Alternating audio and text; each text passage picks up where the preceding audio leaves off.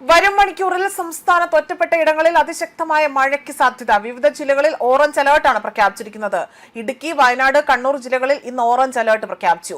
കോഴിക്കോട്, വയനാട്, കണ്ണൂർ ജില്ലകളിൽ നാളെ ഓറഞ്ച് അലർട്ടാണ് പ്രഖ്യാപിച്ചിരിക്കുന്നത്.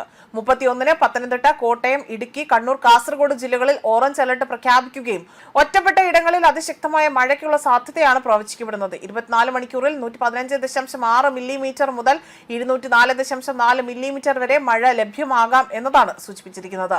പത്തനംതിട്ട, കോട്ടയം, എറണാകുളം, തൃശൂർ, പാലക്കാട്, മലപ്പുറം, കോഴിക്കോട്, കാസർഗോഡ് ജില്ലകളിൽ ഇന്ന് യെല്ലോ അലർട്ട് പ്രഖ്യാപിച്ചിട്ടുണ്ട്.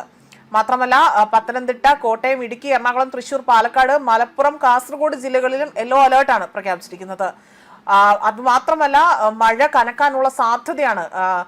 ഒരിടവേളയ്ക്ക് ശേഷം വീണ്ടും കേരളത്തിലേക്ക് മഴ എത്തുന്നതിനാൽ തന്നെ അതീവ സുരക്ഷാ മുൻകരുതലുകൾ സ്വീകരിക്കേണ്ടതും അനിവാര്യമാണ്.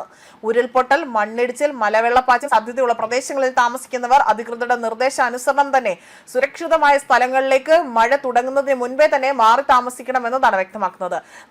അവിടെ നദിക്കരകൾ, അണക്കെട്ടുകളുടെ കീഴ്പ്രദേശങ്ങൾ എന്നിവിടങ്ങളിൽ താമസിക്കുന്നവരുടെ അപകട സാധ്യത ഇവർ മുന്നിൽ കണ്ടുകൊണ്ട് തന്നെ അധികൃതരുടെ നിർദ്ദേശാനുസരണം തന്നെ മാറി താമസിക്കണം. മഴ കനക്കുന്നതിനോടൊപ്പം തന്നെ കേരള തീരത്ത് കടൽ ആക്രമണം ശക്തമാകാൻ സാധ്യതയുണ്ട് എന്നതാണ് Indian national centre for oceans information service അറിയിച്ചിരിക്കുന്നത്. ആയതിനാൽ തന്നെ കള്ളക്കടൽ പ്രതിഭാസം തീരം ശക്തമായിരിക്കുമ്പോൾ തന്നെ പെട്ടെന്ന് തന്നെ വൻ തിരമാലകൾ അടിച്ചുകയറുന്ന കള്ളക്കടൽ പ്രതിഭാസത്തിന് സാധ്യതയുള്ളതിനാൽ തന്നെ തിരുവനന്തപുരം ഉൾപ്പെടെയുള്ള തെക്കൻ തീരപ്രദേശങ്ങൾ പ്രത്യേക ജാഗ്രത വേണമെന്നതാണ്.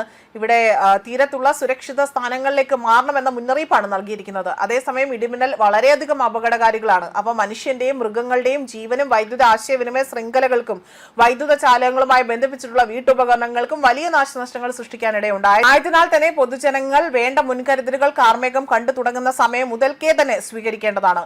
ഇടിമിന്നൽ എപ്പോഴും ദൃശ്യമാകണമെന്ന് ഇല്ലാത്തതിനാൽ തന്നെ ഇത്തരം മുൻകരുതലുകൾ സ്വീകരിക്കുന്നതിൽ നിന്നും വിട്ടുനിൽക്കരുത്.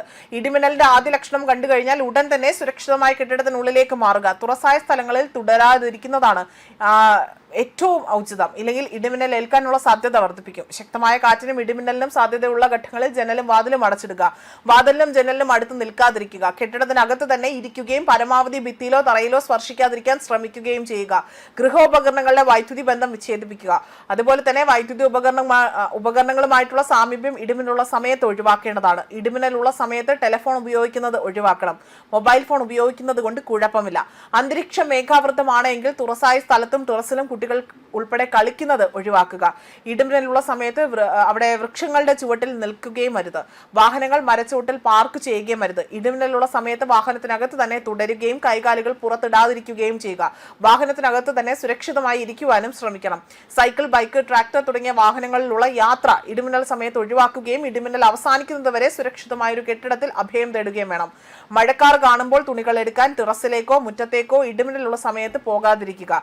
കാറ്റിൽ മറിഞ്ഞു വീഴാൻ സാധ്യതയുള്ള വസ്തുക്കൾ കെട്ടിവെക്കുകയും ചെയ്യണം. ന്യൂസ് ഡെസ്ക്, കർമ്മ ന്യൂസ്.